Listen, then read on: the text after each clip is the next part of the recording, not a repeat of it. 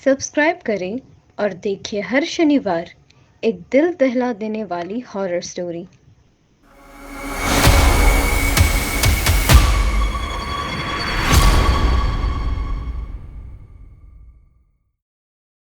दिल्ली में कुछ लोगों ने मिलकर एक नया न्यूज़ चैनल खोला जिसका नाम था ज़रा हटके।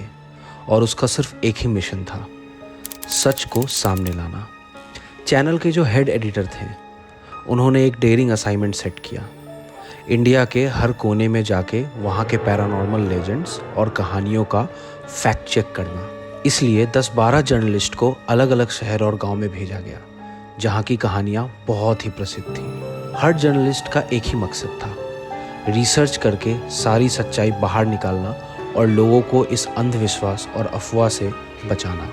इनमें से एक जर्नलिस्ट था राघव, जिसे चंदेरी जाकर वहाँ की स्त्री का पर्दाफाश करना था। चंदेरी की कहानी उस स्त्री के बारे में थी जो नवरात्रि के हर रात मर्दों का शिकार करती थी। उस अंधेरी रात में जो भी मर्द बाहर निकलता था उसे स्त्री 3 बार पीछे से पुकारती थी।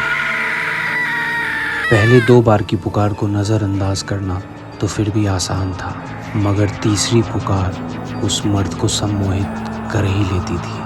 और जैसे ही वो मर्द पीछे मुड़कर स्त्री को देखता था, स्त्री उसे हमेशा के लिए गायब कर देती थी।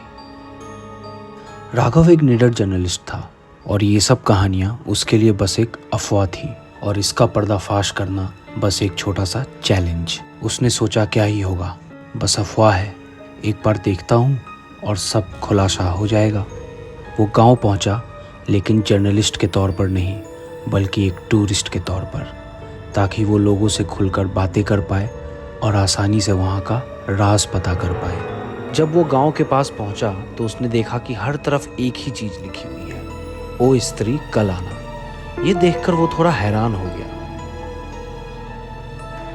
शाम का वक्त था और राघव ने गांव में एक छोटी सी चाय की दुकान देखी और वहां जाकर बैठ गया। चाय वाले से गांव की कहानियों के बारे में पूछताछ करने लगा। चाय वाले ने बताया कि ये कहानी सिर्फ एक कहानी नहीं है, कि उसके भाई का बेटा पिछले हफ्ते ही रात को गायब हो गया था और सुबह तक वापस नहीं आया, और इसमें स्त्री का ही हाथ था। गांव के और भी मर्द ऐसे ही गायब हो गए हैं और उनका कोई अता पता नहीं। राघव ये सब कुछ सुन रहा था और उसने चुपके से अपना एक छोटा सा रिकॉर्डर निकाला और चुपचाप उन बातों की रिकॉर्डिंग चालू कर दी। धीरे धीरे वो गांव के सारे लोगों से बात करने लगा और वहाँ की जानकारी उनसे निकालने लगा। उसने जितने लोगों से बात की, सबके बात में एक ही चीज कॉमन थी, स्त्री की 3 पुकार और मर्दों का गायब होना। उसे धीरे धीरे इस बात का भी पता चला कि हर घर के आगे ओ स्त्री कल आना क्यों लिखा है। जब भी स्त्री रात को किसी घर में जाने की कोशिश करती, वैसे ही ओ स्त्री कल आना पढ़कर वहां नहीं जाती। लगभग चंदेरी गांव के हर घर के सामने ये लिखा हुआ था। जब राघव ने अपनी सारी पूछताछ कर ली, तब उसे समझ आया कि कोई भी इससे आगे कुछ नहीं जानता। सबके बीच बस अफवाह ही अफवाह फैली हुई थी। इसमें कोई भी सच्चाई नहीं है, बल्कि सीधा सीधा अंधविश्वास है। राघव को बार बार यही लग रहा था कि इसके पीछे जरूर कोई इंसान की चाल है और इसका वास्तविकता से कुछ भी लेना देना नहीं। कुछ दिनों बाद नवरात्रि के अष्टमी को राघव ने एक प्लान बनाया। राघव एक कैमकॉर्डर और रिकॉर्डर लेकर उस सुनसान रात में निकल पड़ा। वो गलियों में अकेले चल रहा था कि अचानक उसे दूर कुछ दिखा। वो चुपके से उसके सामने टॉर्च जलाता हुआ गया, लेकिन वहां पहुंचते ही उसे खाली गलियों के अलावा कुछ भी नहीं दिखा। वो थोड़ा आगे बढ़ा, लेकिन उसके पीछे कोई था। वो स्त्री थी। राघव एक पतली सी गली में गायब हो गया और स्त्री उसका पीछे करते उस गली में चली गई। राघव उस सुनसान सी गली में अकेले खड़ा था और स्त्री उसके पीछे आ खड़ी हुई। उसने राघव का नाम पहली बार पुकारा, लेकिन राघव का शरीर बिल्कुल भी नहीं हिला। स्त्री ने उसे दूसरी पुकार लगाई। दूसरी पुकार सुनकर भी वो टस से मस नहीं हुआ। लेकिन जब स्त्री ने आखिरी पुकार लगाई, जो किसी भी मर्द को सम्मोहित कर ले, उसके बावजूद भी राघव अपनी जगह पर खड़ा रहा। तीसरी पुकार पर भी मर्द को ना मुड़ते देख स्त्री गुस्से में आ गई।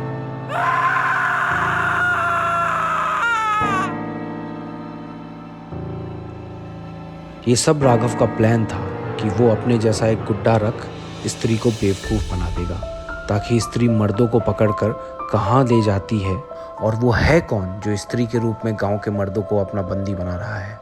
राघव ने सोचा कि ये सारी चीज़ें रिकॉर्ड करके वो स्त्री का पर्दाफाश कर देगा और स्त्री थोड़े वक्त के लिए बेवकूफ़ बन भी गई। लेकिन जब स्त्री ने राघव का नाम पुकारा, वो पुकार चुपके से राघव के कानों में भी गई और गुड्डे के जगह पर वो सम्मोहित होने लगा।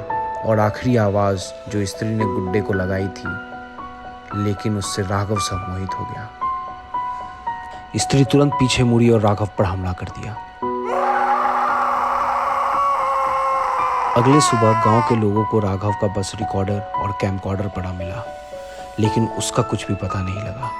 गांव वालों ने जैसे ही उस कैमकॉर्डर और रिकॉर्डर से चीज़ें सुनने और देखने की कोशिश की, वो कैमकॉर्डर और रिकॉर्डर खुद शॉर्ट सर्किट हो गया। तभी एक गांव वाले ने बोला, ये पक्का स्त्री का काम है। राघव आया तो था पर्दाफाश करने, मगर वो भी स्त्री का शिकार हो गया। अगर आपको ये कहानी अच्छी लगी हो तो हमें अभी सब्सक्राइब करें और सुनिए हर शनिवार एक ऐसी ही दिल दहला देने वाली हॉरर स्टोरी।